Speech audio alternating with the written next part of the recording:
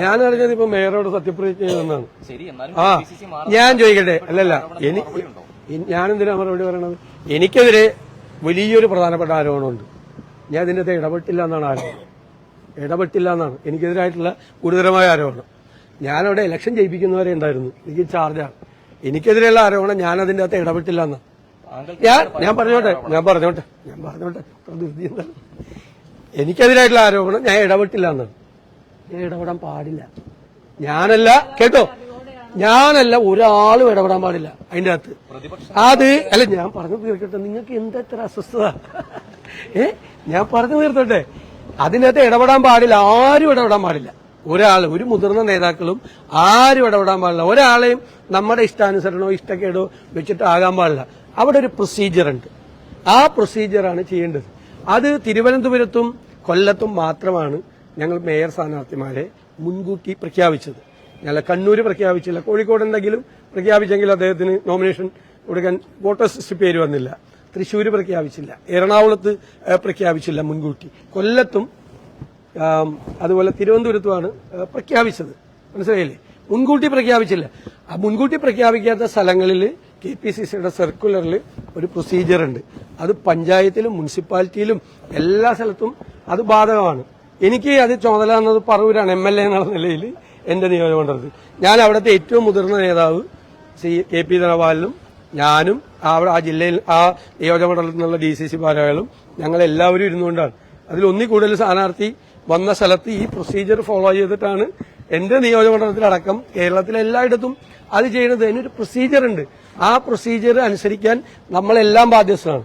ഇവിടെ കോർപ്പറേഷനിൽ VD സതീശൻ ഇറങ്ങി ഞാൻ പ്രതിപക്ഷ നേതാവാണ്, എന്റെ ജില്ലയാണെന്ന് പറഞ്ഞിട്ട് ഇവിടുത്തെ മേയർ ഇന്നയാളാക്കണം എന്ന് എനിക്ക് പറയാൻ പാടില്ല. ഞാൻ ഇടപെടാൻ പാടില്ല അതിന്റെ അകത്ത്. ആ പ്രൊസീജിയറിൽ അല്ല ഓരോരുത്തർ ഞാൻ പറയട്ടെ, ഒന്നിൽ കൂടുതൽ ആഗ്രഹിക്കുന്നവരിൽ എന്താ തെറ്റ്? എല്ലാ സാധനങ്ങളും ഒന്നിൽ കൂടുതൽ ആഗ്രഹിക്കില്ലേ? ഇപ്പൊ തിരുവനന്തപുരത്ത് BJP ഒന്നിൽ കൂടുതൽ ആളുകൾക്ക് ആഗ്രഹം ഉണ്ടായിരുന്നില്ലേ?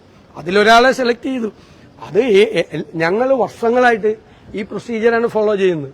2010 KPCCയുടെ ഏറ്റവും മുതിർന്ന നേതാവായിരുന്ന N വേണുഗോപാൽ, അന്ന് ഒരു നിയോജകമണ്ഡലം തലത്തിലെ നേതാവായിരുന്നു ടോണി ചെമ്മണി. പക്ഷെ ആ പ്രൊസീജിയർ കഴിഞ്ഞപ്പോ N വേണുഗോപാലിനല്ല വോട്ട് കിട്ടിയത്, ടോണി ചെമ്മണിക്ക് കിട്ടിയത്.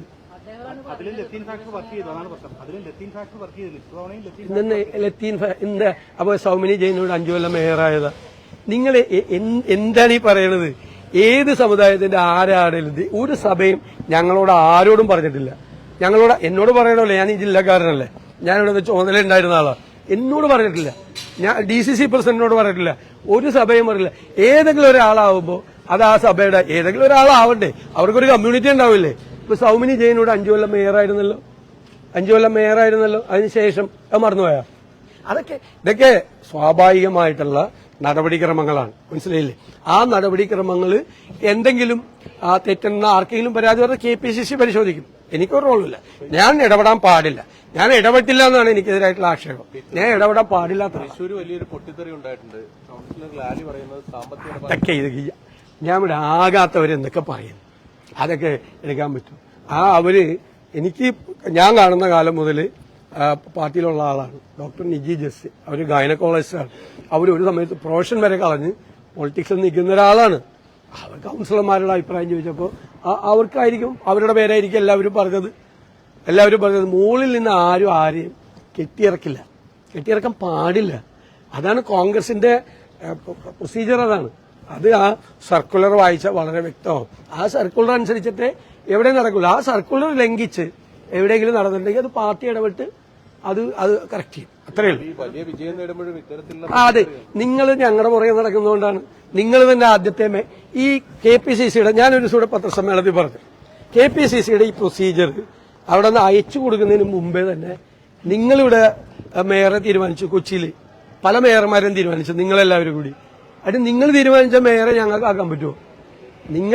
നിങ്ങൾ എത്രയോ KPCCയുടെ പ്രൊസീജിയർ പുറത്തു വരുന്നതിന് മുമ്പ് ഞാനൊരു പത്രസമ്മേളനത്തിൽ പറഞ്ഞു, ദയവ് ചെയ്ത് ഞങ്ങളുടെ മേയറെ തീരുമാനിക്കാനുള്ള അവകാശമെങ്കിലും ഞങ്ങൾക്ക് തരണമെന്ന്. നിങ്ങൾ എത്ര പേരെ മേയർമാരായി തീരുമാനിച്ചു? ഓരോ മാധ്യമങ്ങളും ഓരോരുത്തരെ തീരുമാനിച്ചു. ഈ 3 പേരുടെ പേര് നിങ്ങൾ മാറി മാറി പറഞ്ഞു, ഓരോരുത്തരുടെ പേര്. ഒരാളല്ലേ ആവാൻ പറ്റുള്ളൂ, 3 പേരെയും കൂടെ ആക്കാൻ പറ്റുമോ?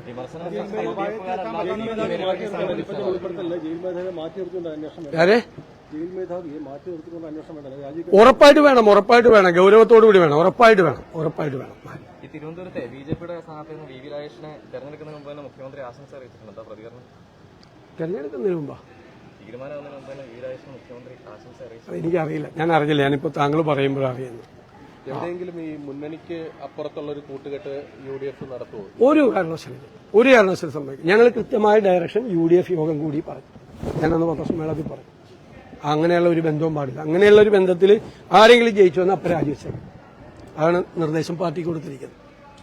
ഒരു ജനവിധി അട്ടിമറിക്കുന്ന തീരുമാനങ്ങളോ അല്ലെങ്കിൽ പാർട്ടി മുന്നണിയാണ് പറഞ്ഞിരിക്കുന്നത്, അങ്ങനത്തെ ഒരു ബന്ധവും പാടില്ല. UDF പുറത്തുനിന്നുള്ള ഒരു പിന്തുണ ഉണ്ടാവും? ഇല്ല, അല്ല, UDF പുറത്തു നിന്നുള്ള പിന്തുണ ഉണ്ടാവും. അല്ല, BJP, CPM, SDPI തുടങ്ങിയ പാർട്ടികളുമായിട്ട് യാതൊരു ബന്ധവും പാടില്ല എന്ന് കൃത്യമായി ഡയറക്ഷൻ കൊടുത്തിട്ടുണ്ട്. അവരുടെ ആരുടെയെങ്കിലും പിന്തുണയിൽ ജയിച്ചു വന്നവര് അപ്പം രാജിവെച്ചോ. അത് പൊളിറ്റിക്കലായിട്ടുള്ള തീരുമാനം. UDF എനിക്കറിയില്ല, അത് ഞാനൊന്നല്ലോ സംഘടനാപരമായി നടപടിയെടുക്കുന്നതാണ്. എനിക്കറിയാൻ പാടാത്ത കാര്യം അത് ഞാൻ പറഞ്ഞില്ലേ. എന്തെങ്കിലും എവിടെയെങ്കിലും ഏതെങ്കിലും കാര്യത്തെക്കുറിച്ച് ഇത്രയും ജയിച്ചു വന്ന് ഇത്രയും നടക്കുമല്ലേ.